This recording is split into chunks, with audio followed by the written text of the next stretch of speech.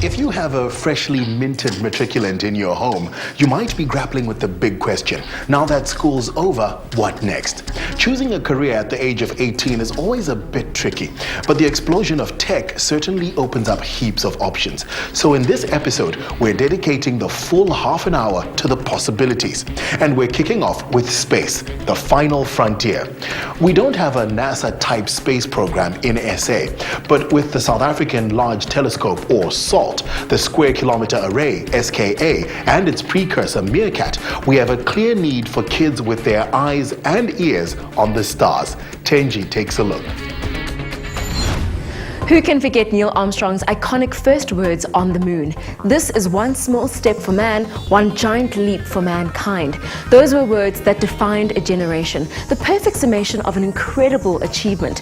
Of course, no expedition has set foot on the moon since, but the space industry is alive, kicking, and full of possibility. Global positioning systems, mobile phones, the internet, and safe travel across air, land, or sea all have their conceptual roots in space science, technology, and engineering. Considering our reliance on pioneering space-based capabilities, South Africa has vested interest in keeping up with and hopefully ahead of global peers. The site we're at in Arctic has a very long connection with the space race. We were actually there right from the beginning.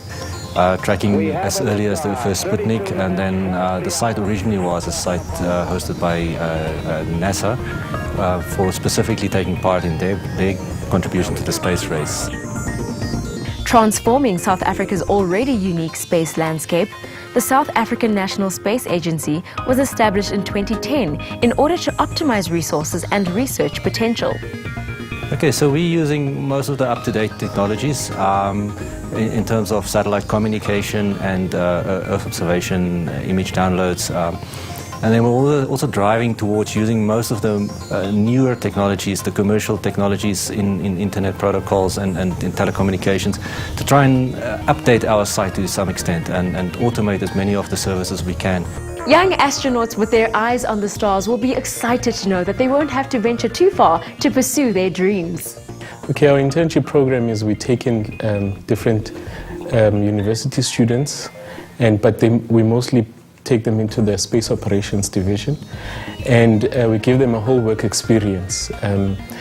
But over and above that, programs that are initiated by the company, like Excel training, Word training, Microsoft training, all those, then we also bring them in so that they can have a holistic experience. SANSA is it's quite a big company, so we have many other divisions, but specifically for space operations, we take in electrical engineers. So, you know, they go up to their BTech, so we have a few that have qualified in their BTech also.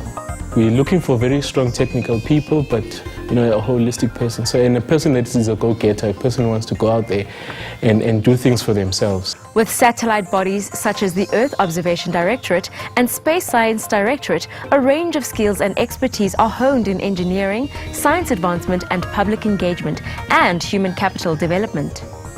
As a space operations technician, I prepare a past schedule of the days satellites that will be flying over horizon. 2, it is to retrieve data from the satellite, of course, the telemetry data, and to configure the antenna systems and the processing equipment. Lastly, it is to troubleshoot the systems in case there's an error. Well, my advice to the young guys and ladies out there, it is to make sure or just know exactly where you want to go.